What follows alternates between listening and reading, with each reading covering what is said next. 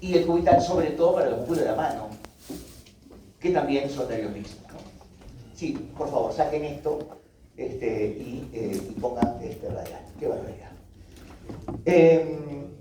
La arteria braquial, que les dicen arteria braquial, que les gusta decir la arteria braquial, que debería decir la arteria humeral. Igual que la arteria femoral es arteria femoral, porque el nombre de la arteria lo da el hueso con el que tiene relación. La arteria femoral es femoral porque está en relación con el fémur, y la arteria radial porque está en relación con el radio, y la arteria cubital porque está en relación con el cúbito, y no sé por qué le dicen arteria braquial, pero le gusta mucho a Gray hacer eso, ¿no? Por lo tanto, díganle como quieran. La cosa es que sepamos cuáles son las ramas, digamos, colaterales de esta arteria, que sepamos de dónde viene, o sea, desde dónde le llamamos humeral o braquial. Bueno, porque antes era axilar, y el límite es el borde inferior del pectoral mayor. Del borde inferior para arriba es axilar, del borde inferior para abajo es humeral o braquial, punto, ¿no? Tiene varias ramas colaterales, felizmente pocas, o sea que es muy sencillo estudiarlo también, ¿no es cierto? Y a nivel de la fosa antecubital se dividen dos ramas, que son la radial y la cubital. Esta arteria va a dar una serie de colaterales, ¿no es cierto? Una serie de colaterales. Las relaciones de esta arteria son, a ver, esta es la arteria humeral o arteria braquial, ¿no? Entonces, en la parte anterior vamos a tener que la arteria va a estar en relación con el coracobraquial, con el bíceps. Por detrás, los vastos tricipitales, ahí está, el vasto interno o vasto medial, que está por detrás de la arteria. Por fuera va a tener al coracobraquial, o sea, externamente el coracobraquial. Y por dentro va a tener en relación con la piel. Recuerden ustedes que inclusive, si ustedes hacen una buena presión sobre el canal bicipital interno, ahí va a estar latiendo la arteria humeral o la arteria braquial. Que cuando hay un accidente y un corte de esa arteria, salvo que te dan un torniquete, es el fin de tu vida, ¿no? Porque si hay un corte de una arteria que tiene la connotación de una arteria de tanto calibre como la arteria humeral o braquial, es muy probable que no pueda llegar a una emergencia viva o vivo, ¿no? Salvo que alguien sepa qué hacer. A nivel del codo vamos a ver muchas colaterales que van a formar los círculos arteriales periepicondilio y periepitroclear. Hay arterias que son hacia adelante y hacia atrás, que se anastomosan con arterias que vienen de la braquial profunda o de la humeral profunda y de las colaterales interna, superior e inferior, y forman círculos arteriales a nivel del codo. Periepicondilio y periepitroclear, que ustedes más o menos lo están manejando en práctica, ¿no? Entonces, acá tienen el famoso lacertus fibrosus o de expansión aponeurótica del bíceps, ¿no? La arteria braquial está exactamente por detrás de eso, ¿no? Y luego tienen ustedes que la relación por detrás es el braquial anterior, que es el músculo que está por debajo del bíceps. Por arriba está el bíceps braquial y por abajo este musculito que está acá, que es el pronador redondo. Pronador redondo es un músculo antebraquial que lo que hace es esto, pronador redondo. O sea, hace prona, hace rotación interna de la muñeca, pronador redondo. Y también el pronador cuadrado, que está acá, porque el pronador redondo está arriba, el pronador cuadrado también hace esto, pronar. Los supinadores son dos. Uno que supina en este sentido, que es el bíceps, y otro que supina así, que es el supinador costo. Y ahí está estas articulaciones, radiocubital inferior y radiocubital inferior, que son trocoides y que ya lo vimos en la clase de articulación. ¿Qué hacen? Rotación interna de la muñeca, que es pronación, y rotación externa de la muñeca, que es supinación, ¿no?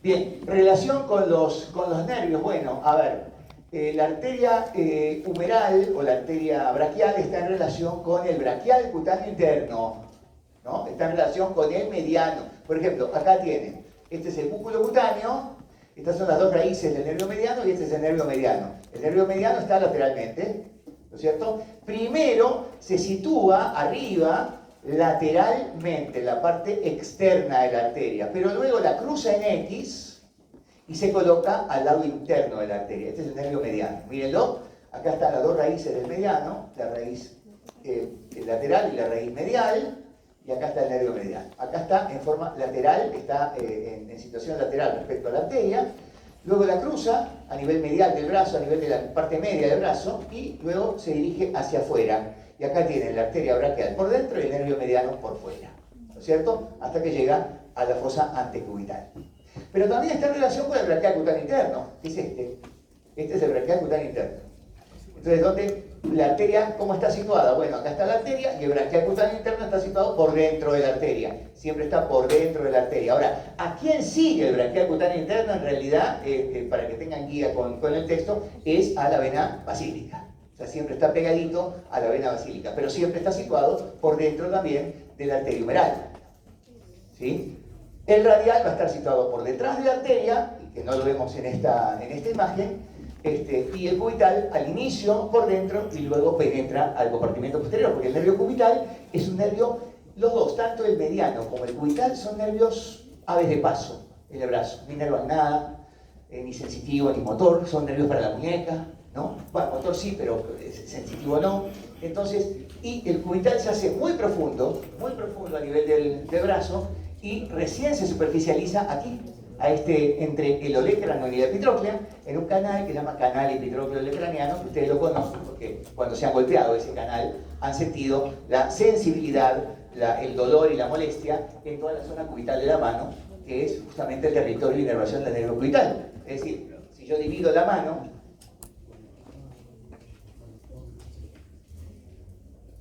vamos a dibujar una mano humana.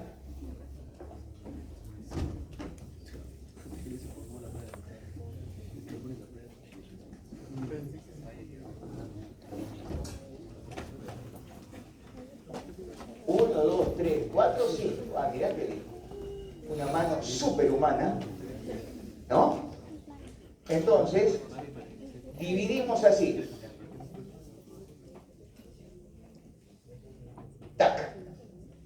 Entonces, todo este territorio, estoy hablando de la parte anterior de la mano, ¿no? O sea, el pulgar, la región tenar, el dedo corazón o el dedo medio y la mitad externa del anular es territorio de inervación del nervio mediano. En cambio, esto otro que no pinté, o sea, esto es nervio mediano sensitivo y esto es nervio cubital sensitivo, ¿no? Es igual que el antebrazo de la mano, lo dividimos en dos anteriormente. Son dos nervios sensitivos que definen la inervación del antebrazo sensitiva y la inervación de la mano. Pero ahí son protagónicos el mediano. O sea que el cubital ya no se ve prácticamente en el brazo, se hace muy profundo y recién se superficializa en este canal para seguir a nivel antebraquial, que también sigue su trayecto motor normal, como un nervio 5 laterales. ¿Cuáles son las ramas de la arteria braquial? Como toda arteria, ahora, la arteria humeral es una arteria más muscular que elástica.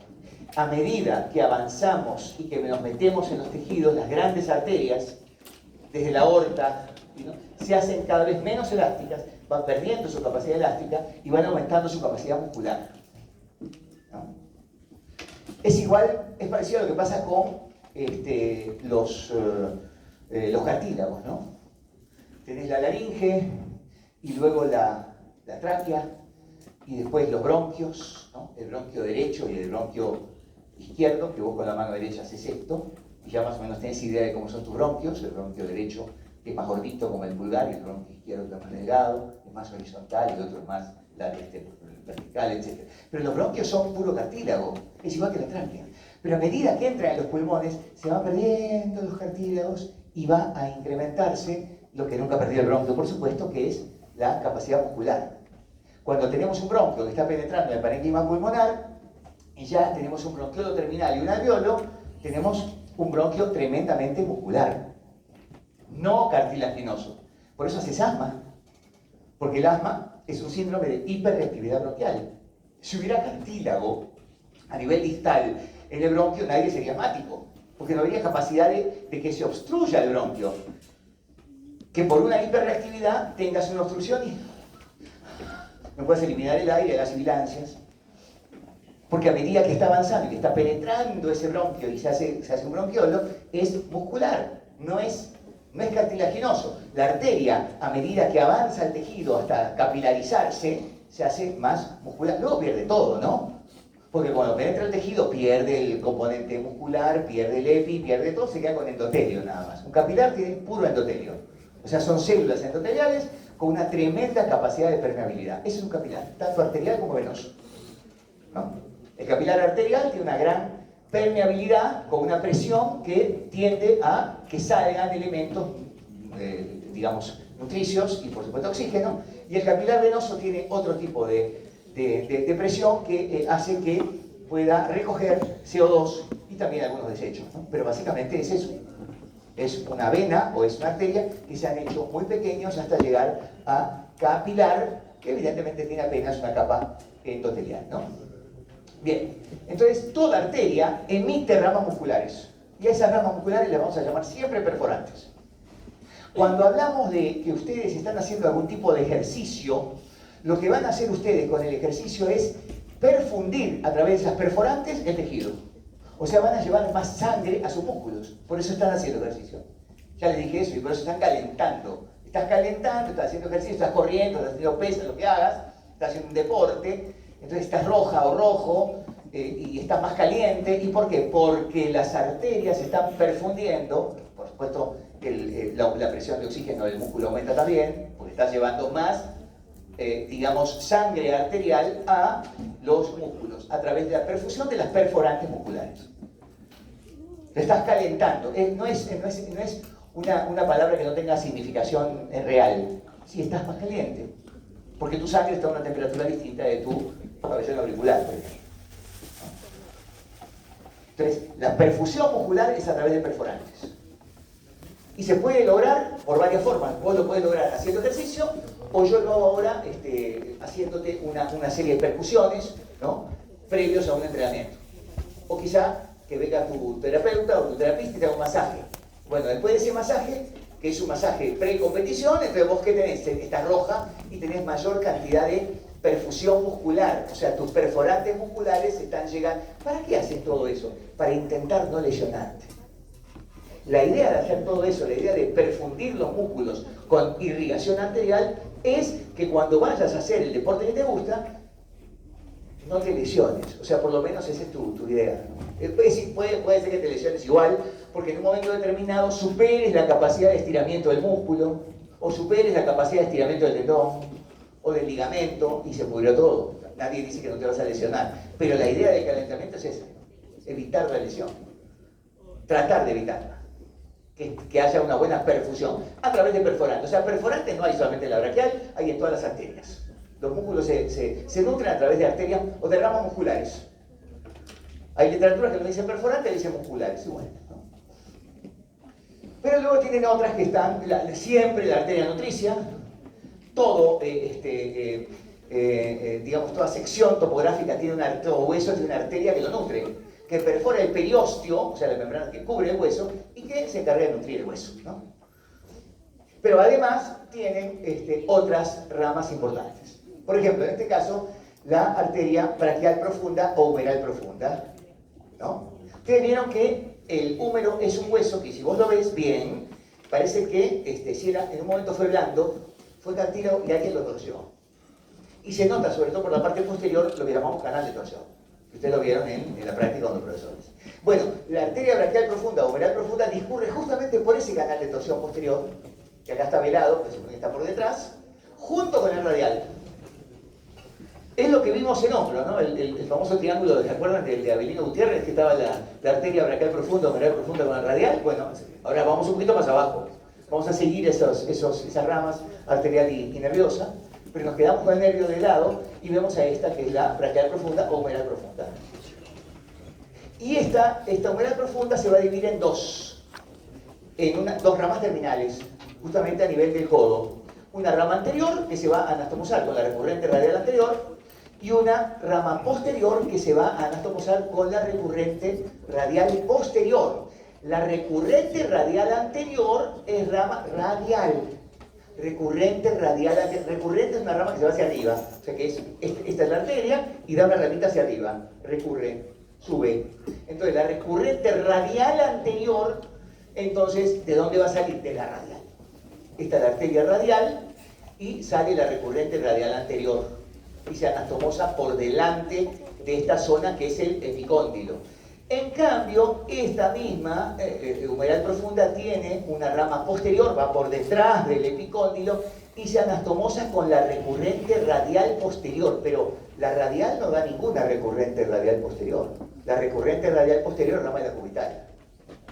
A ver, el cubital, la arteria cubital da unas dos ramitas que son la recurrente cubital anterior y la recurrente cubital posterior, que luego se van a anastomosar con, ahora vamos a ver las colaterales de la epitroclea, y da un tronco que es este, que es el tronco de las interóseas. Ahí lo tienen.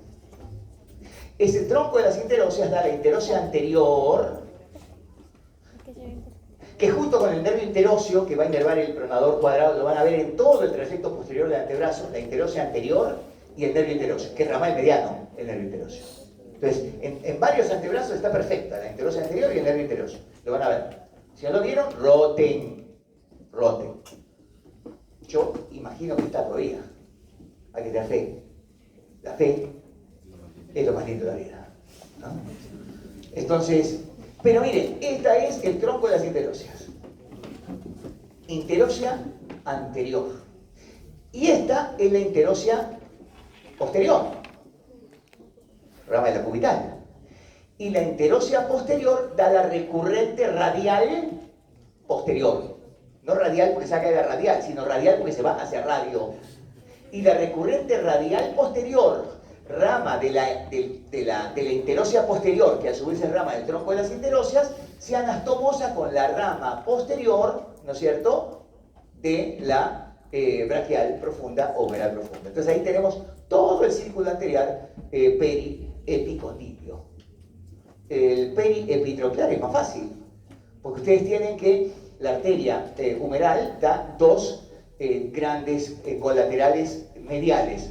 Esta que llamamos colateral interna superior o colateral medial superior o colateral medial proximal, llámenle como quieran, es lo mismo. Yo prefiero colateral interna superior porque me parece más fácil. Pero pueden llamar colateral medial proximal. Y la colateral interna inferior, que es la colateral medial distal. ¿No es cierto? Bueno, esta ramita se va hacia atrás, la colateral interna superior. Y esta, la colateral interna inferior, da dos ramas a nivel del codo. Una que se va hacia adelante y una que se va hacia atrás. ¿Cierto? Entonces va a formar, ahora vamos a ver, el círculo arterial periepitroclear. ¿Cierto? Bien. Este que vimos es el círculo periepicondilio que tiene que ver con la braquial profunda o humeral profunda. Repito ese círculo periepicondilio. Esta es la arteria humeral profunda. A nivel del codo da dos ramas terminales. Una va para adelante y una va para atrás. Llámenle ventral y dorsal, anterior y posterior, llámenle como quieran. Es igual. Y acá tienen la arteria radial. Y esta es la arteria cubital. La arteria radial tiene una recurrente que se llama recurrente radial anterior. De la arteria radial no sale la recurrente radial posterior. Entonces, la recurrente radial anterior se anastomosa con la rama anterior de la humeral profunda. Punto. ¿Por dónde? Por delante de del epicóndilo. ¿Sí? Y tenemos todavía esta ramita, que es la rama distal, la posterior de la humeral profunda, que se va hacia atrás. Y ahora ya dejamos de lado la radial y nos vamos a la cubital. La cubital, además de dar las recurrentes, que ahora no nos interesan, da el tronco de las interóseas. El tronco de las interóseas da la interósea anterior, que repito, que discurre sobre la membrana interósea, porque el radio y el cúbito tienen una membrana, que es la membrana interósea, y la interósea anterior, rama del tronco de las interóseas, junto con el nervio interóseo, que es rama del mediano, discurren por esa membrana y terminan perdiéndose a nivel del pronador cuadrado en la muñeca. Que irrigan e inervan, por cierto. Pero luego también tenemos la interósea posterior, que es esta ramita, y la interósea posterior da la recurrente radial posterior, que se anastomosa con la rama posterior del humeral profundo y forma el círculo arterial periepicondilio. Más claro el agua. ¿Qué tenemos? Tenemos las dos colaterales. La colateral medial proximal, que es la que les dije que es esta, o yo prefiero colateral interna superior, lo que yo prefiera no importa, porque en el examen yo les pongo las dos nomenclaturas, por eso vamos a tener bastante texto. Los exámenes, perdón por la digresión, porque como es una clase corta, podemos hablar. Para mí, el examen tiene como finalidad que el alumno se sienta bien, incluso si le fue mal. Es un buen examen, chicos. Un buen examen es, como yo siempre le dije a la gente del ciclo pasado, ese que tiene un alto nivel de discriminación. Un alto nivel discriminativo. O sea, ¿qué es eso? Es un examen que premia al que estudió y mata al que no estudió. Un examen, porque quiero que quede claro lo que yo pienso de un examen. Un examen que tiene un alto porcentaje de desaprobados. Y yo sé que también desaprobó, por ejemplo, Valentina, que es una excelente alumna, que estudia, que es aplicada y tal, y desaprobó también. Es un pésimo examen, porque es un examen que hizo preguntas tan difíciles, que incluso los buenos alumnos cayeron, o preguntas capciosas, o preguntas que lamentablemente el ciclo pasado preguntábamos mucho A más B, B más C, o este ciclo ya no lo vamos a hacer, porque parece que eso también puede generar, o ninguna anterior, tampoco vamos a poner ninguna. Cuando ponemos todas es para ayudarlos, porque en el 70% de exámenes donde se ponen todas las anteriores, el 70% de las veces la respuesta es todas las anteriores. O sea, si tenés duda con el toda, ¿no? Puede que no, tampoco no te hagas el vivo, ¿no? Pero, te das cuenta, uno puede jugar con un examen objetivo de opción múltiple. Pero si el examen desaprobó a mucha gente, entonces es un examen que tiene un pésimo nivel discriminativo, porque mató a los que estudian y a los que no estudian. La porquería de examen, habría que tomar otro, ¿no? O lo que hacemos nosotros, ¿qué preguntas tienen el peor nivel discriminativo? La pregunta 4, la 17, la 22 y la 31. Bueno, ¿qué hacemos? Sacamos esa pregunta del examen y volvemos a corregir sobre 36. Y con eso aumenta la cantidad de aprobados notablemente. Yo pretendo que estos exámenes tengan menos preguntas anuladas. Siempre hay, que tengan menos. ¿Qué pasa con una pregunta que tiene un porcentaje de aciertos bajísimo? Que todos ustedes, nadie estudia. Vagos, ¿qué hicieron? ¿Qué estuvieron haciendo? ¿Por qué no? No puede ser. O sea, algo pasó conmigo. O sea, de alguna manera yo creía que, o sea, por ejemplo, si ahora imagínate que vos no me decís nada y no me dice, pero doctor, ¿qué le pasa? ¿El tríceps? ¿De dónde sacó que el inerva, yo qué sé, el ciático? No le inerva el ciático. Ah, pero ahí decía ciático. Ah, y yo repetí ciático. Gracias por decírmelo. Pero pongamos que yo dije ciático, como que el inerva del tríceps, el nervio ciático, y como yo dije ciático, entonces, y te pongo los nervios y te pongo ninguna, entonces es ninguna, porque es el ciático. Y después me reclamas, perdóneme, pero usted dijo ciático, tengo su grabación. Perdón, nos podemos equivocar, como me pasó. Por eso en la primera clase le dije, duden de todo lo que digamos, porque nos podemos equivocar. Y para eso está, para levantar la mano y para decirnos que esto pasa. Y no ocurre nada, no pasa nada. No. Entonces, la idea es que aprueben, pero si hay realmente hay una pregunta que no tiene nada de nivel de acierto, significa que en la teoría, lamentablemente el profesor que hizo la teoría no dejó claro el concepto. O sea, esa pregunta debe ser anulada, sin miedo. No se debe rasgarle las vestiduras a ningún profesor por hacer eso, ¿no? Tratamos de ser, además de buenos profesores, buenos evaluadores. No siempre se logra. Cuando nos equivocamos hay que anular preguntas. Evitémoslo en la medida de lo posible. Me refiero a los profesores. Ahora, ¿qué pasa cuando aprueban todos? O sea, aprobó Alonso, que es un excelente estudiante, y Valentina, que es vaga, pero la reina de las vagas. ¿No? Entonces, pero los dos sacaron 20, porquería de examen. Porque claro, ¿para qué estudió Alonso? Si sabe que Valentina no estudia, es más, no le interesa nada. Es un ejemplo, querida, o sea, que todo lo contrario, porque está demostrando que es una excelente delegada, ¿no? Pero digo, vaga total. Entonces, ¿qué lectura tiene Valentina? ¿Para qué estudiar? ¿Qué lectura tiene Alonso, perdón? ¿Para qué estudiar? Si Valentina saca 20 igual que yo, ¿para qué voy a estudiar? Entonces, pésimo mensaje que se está dando con un examen que aprueba todo el mundo. Tiene que tener un buen nivel de discriminación en el examen. Eso es lo más importante de un examen, ¿no? Entonces, la idea es que eso pase en los exámenes teóricos y que la mayoría pueda lograr aprobar. Pero evidentemente no vamos a hacer preguntas capciosas, no vamos a hacer preguntas que ustedes puedan sentir que los estamos... Entonces piensen en fácil, piensen en fácil, no piensen en difícil. Seguramente el doctor no creo que sea algo tan sencillo, entonces seguramente algo elucubrado hay, porque el profesor es medio retorcido, entonces seguramente que la respuesta es esta, ¿no? No piensen así porque les va a ir mal. El examen tiene como finalidad cubrir objetivos mínimos. No preguntar como el examen que me tomaban a mí, que era de la letrita chiquita de los libros, ¿no? ¿Viste que vienen notas a pie de página? Entonces nos preguntaban a nosotros de las notas a pie de página. Hay que ser un maldito, ¿no? Para hacer eso. Y eso generaba que el curso tuviera más importancia. Pero eso no significa, chicos, que no estudien. Son 40 preguntas y evidentemente vamos a cubrir todo. Yo lo que hago en el examen es poner, si hay conflicto con la nomenclatura, pongo las dos. Francesa y anglosajona. Ya está. Y si hay alguna duda, estamos ahí.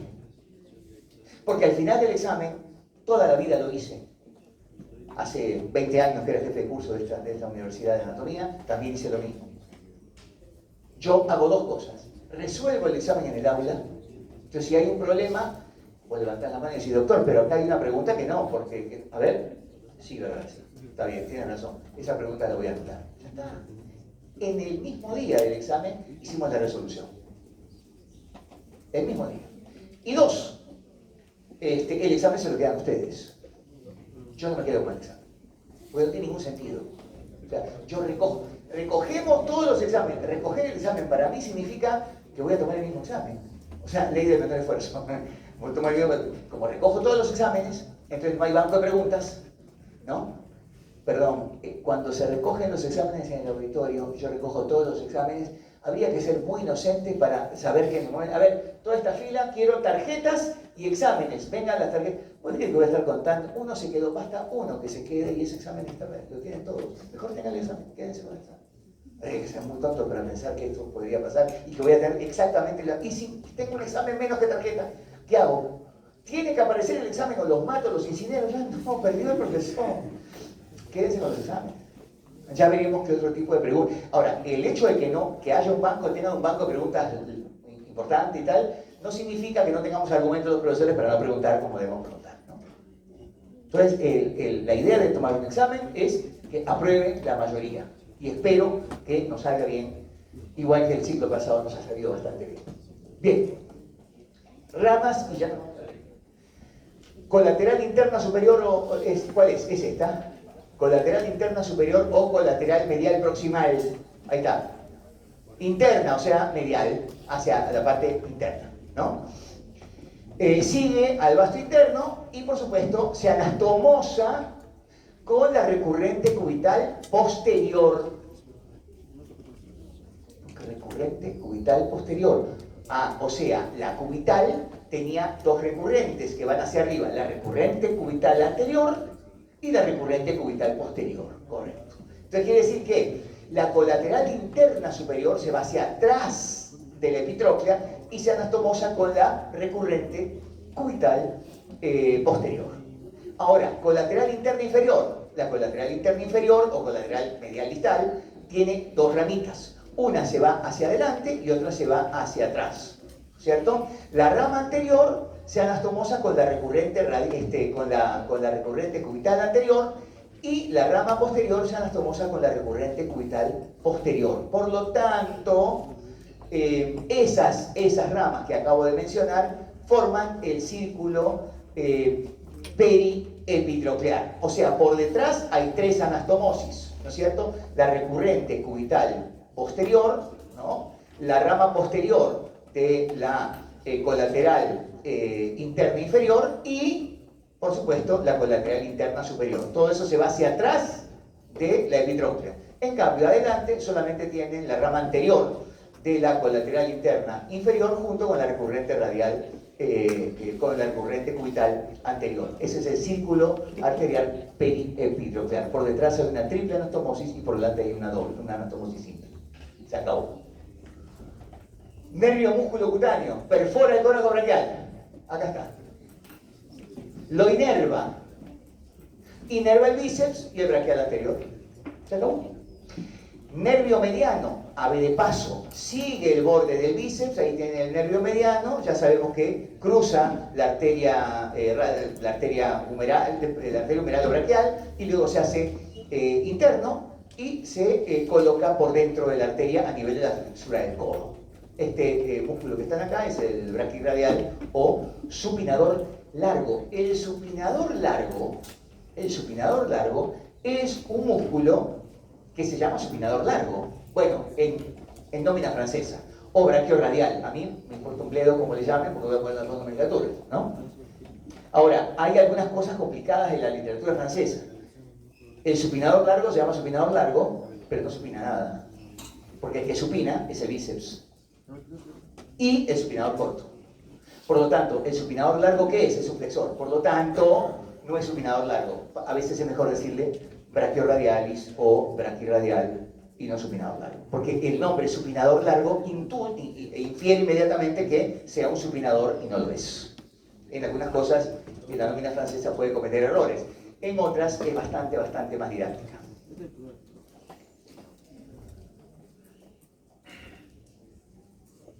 Y por supuesto el nervio cubital. El nervio cubital aflora en la parte proximal y luego se hace muy posterior. Se profundiza, ¿no? Atraviesa el tabique intermuscular interno de la aponeurosis y se superficializa a nivel aquí del canal epitrócleo olecraniano. Cuando vos te golpeas el canal que hay entre la epitróclea, que está acá, y el olecrano, epitróclea o epicóndilo interno, también le llaman, y el olecrano, ahí tienes el nervio cubital que está muy superficial y que genera esta suerte de parestesia en la zona cubital de la mano, de la palma de la mano, en toda la zona hipotenar, de la piel de la arteria hipotenar, y en el dedo meñique y en la mitad del anular, que es el territorio de inervación sensitiva del cubital. Ahí tiene esa mano absolutamente humana que se ve ahí.